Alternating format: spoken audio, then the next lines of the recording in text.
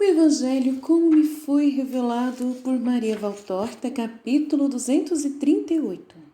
A chegada a Cafarnaum sob um temporal, de Maria Santíssima com Maria Madalena. Valtorta descreve a visão no dia 30 de julho de 1945. Talvez haja uma tempestade hoje, mestre. Vês aquelas listras cor de chumbo que vêm avançando de trás do Monte Hermon? E vês como já se encrespa a superfície do lago? Escuta agora como está soprando o vento norte, alternando seu sopro com as grandes lufadas quentes do siroco. Olha o redemoinho do vento, sinal certo de tempestade. Daqui a quanto tempo, Simão? Antes que termine a hora de prima. Olha como os pescadores já se apressam em voltar, perceberam que o lago está rosnando, daqui a pouco ele estará também cor de chumbo, depois estará cor de piche e então virá fúria. Mas ele parece estar tão calmo, diz incrédulo Tomé.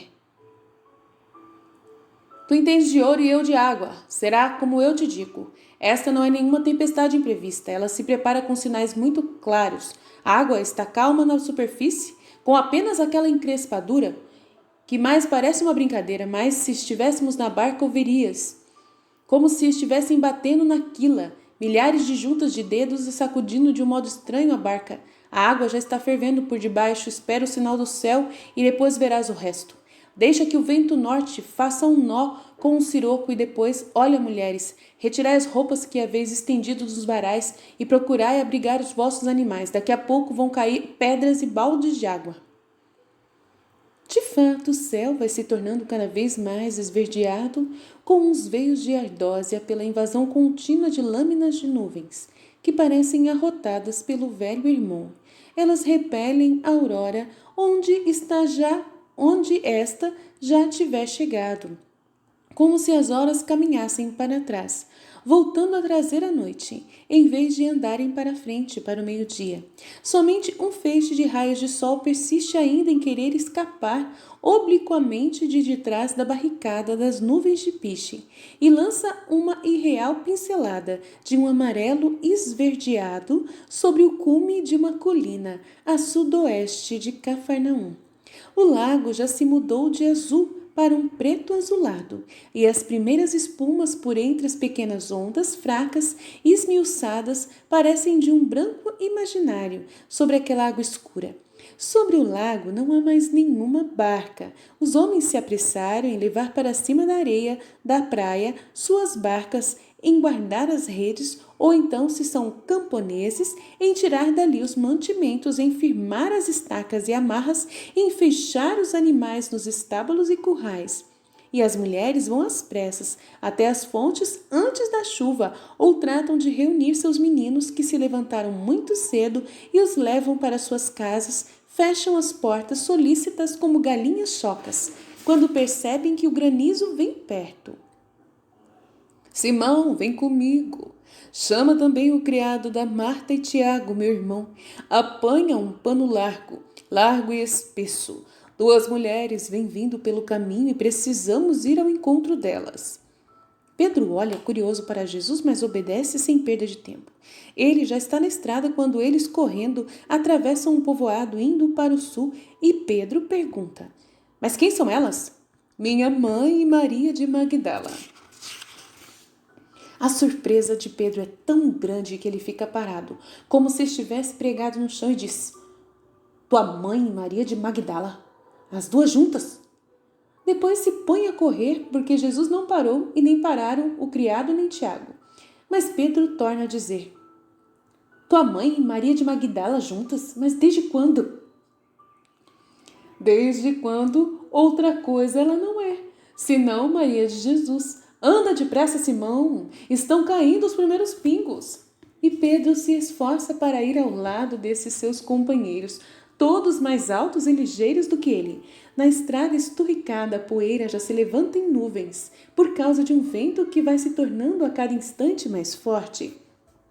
Um vento que rasga a superfície do lago e que deixa ver uma enorme caldeira no furor da evolução. ondas da altura de pelo menos 1 metro que vão para todos os rumos e se chocam umas com as outras. Crescem e se confundem, separam-se depois, correndo em direções opostas à procura de alguma outra onda, contra a qual se possam chocar. Com um pequeno duelo entre as espumas, entre as cristas, entre as corcovas bujudas, entre as fervuras, os mugidos, entre as bofetadas que dão até contra as mais próximas da beira, quando as casas impedem a vista do lago.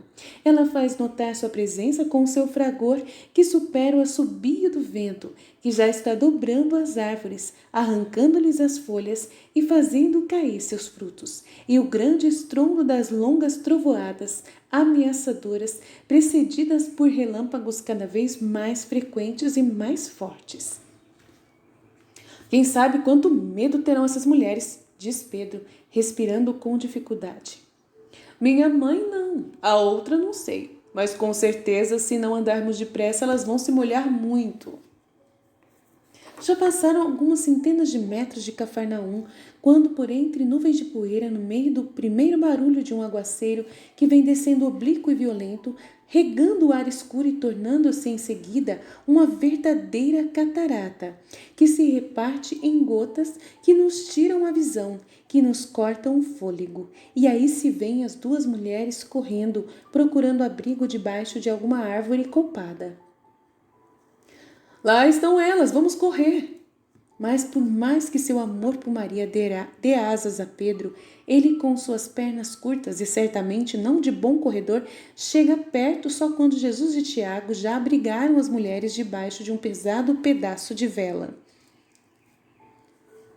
Aqui não se pode ficar, há perigos de raios, e daqui a pouco a estrada vai virar um rio. Vamos, mestre, pelo menos até a primeira casa, diz Pedro, ofegante.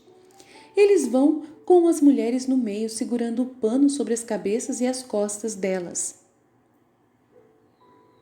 A primeira palavra que Jesus diz a Madalena, que ainda está com a roupa daquela tarde no banquete de Simão, com o manto da mãe de Jesus sobre os ombros, é esta: Estás com medo, Maria? Ela, que sempre esteve de cabeça inclinada por baixo do véu, que é a sua cabeleira, desalinhada por causa da corrida, inclina ainda mais a cabeça e murmura: Não, Senhor. Também a mãe de Jesus perdeu os grampos e parece uma menina, com as tranças caindo pelas costas abaixo, mas sorri para o seu filho que está ao seu lado e lhe fala com aquele sorriso: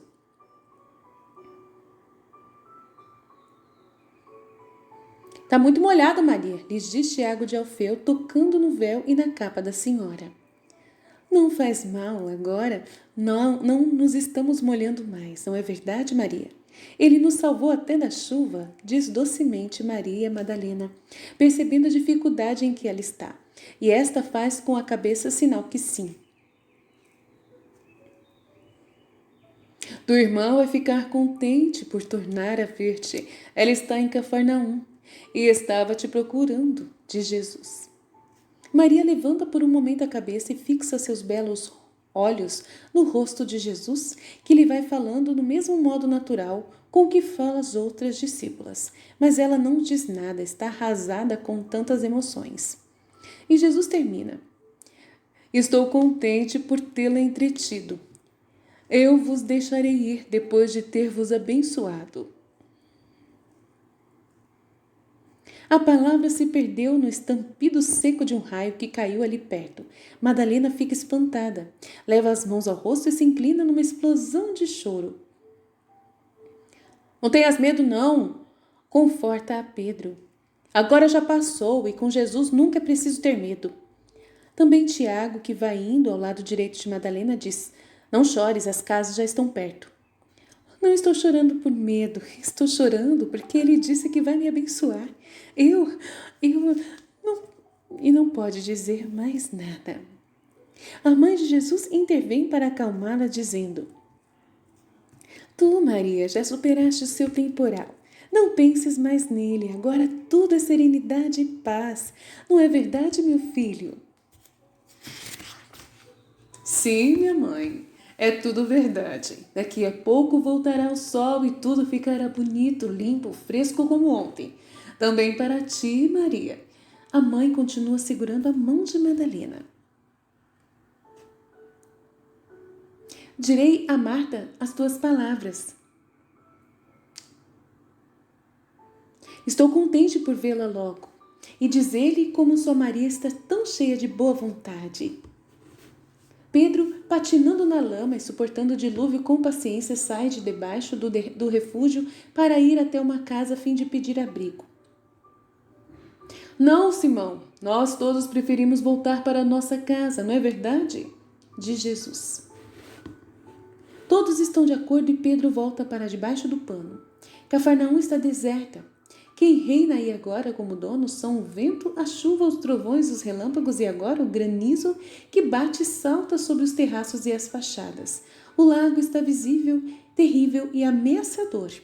As casas perto dele estão sendo batidas pelas ondas porque a prainha desapareceu e as barcas amarradas perto das casas parecem ter naufragado de tão cheias que estão de água, que cada novo vagalhão ainda aumenta, fazendo que delas transborde o que já lá estava.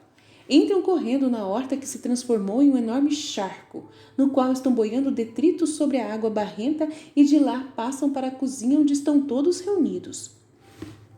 O grito de Marta, quando vê sua irmã segura pela mão por Maria, é um grito agudo. Ela vai se abraçar ao pescoço da irmã sem nem perceber como fica molhada ao fazer isso e ao beijá-la e a chama: Mire, Mire, alegria minha! Talvez fosse esse o apelido carinhoso que davam a Madalena quando era pequena. Maria chora, se inclina com a cabeça sobre o ombro da irmã, cobrindo a veste escura de Marta com o pesado véu de ouro que é os seus cabelos. A única coisa brilhante naquela cozinha escura, onde está apenas um pequeno fogo de graveto para quebrar o escuro das trevas, que a lampazinha acesa não é capaz de vencer. Os apóstolos estão indiferentes e assim também estão o dono e a dona da casa, que apareceram por terem ouvido o grito de Marta, mas que depois de um momento de curiosidade dali se afastam discretamente. Depois, quando a fúria dos abraços se acalmou um pouco, Marta se lembra de Jesus, de Maria, da estranheza por virem assim todos juntos e pergunta à irmã, a mãe de Jesus, e eu não saberia dizer a quem ela o fazia com mais insistência. Mas como? Por que todos juntos?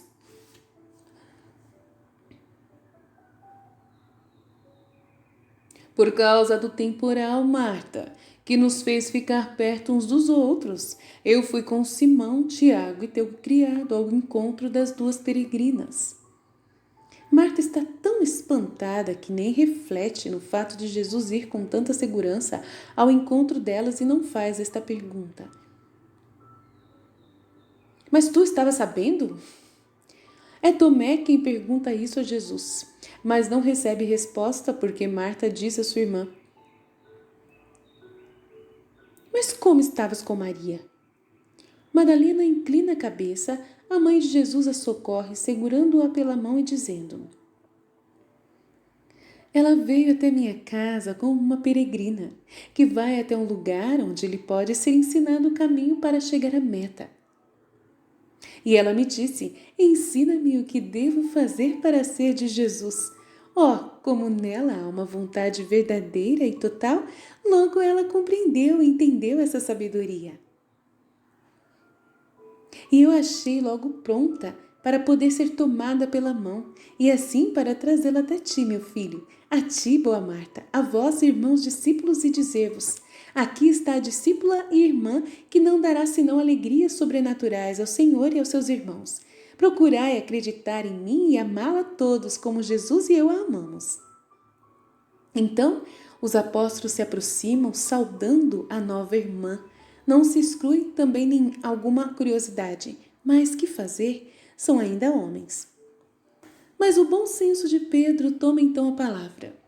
Tudo vai bem. Vós garantia a ela ajuda e uma amizade santa. Primeiro, seria necessário pensar que a mãe e a irmã estão muito molhadas. Nós também, na verdade, estamos.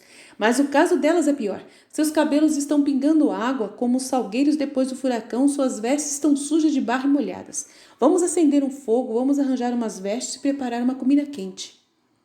Todos se põem a trabalhar e Marta leva para o quarto as duas ensopadas viandantes, enquanto, já estando aceso o fogo, estenderam diante dele as capas. os véus e as vestes encharcadas. Não sei como se arranjam para prover tudo. Só sei que Marta, tendo se lembrado de novo de sua energia de ótima dona de casa, vai e vem cuidando de tudo com bacias e água quente, com tigelas de leite quente, com vestes emprestadas pela patroa para socorrer as duas Marias. E assim termina a visão do Fiat.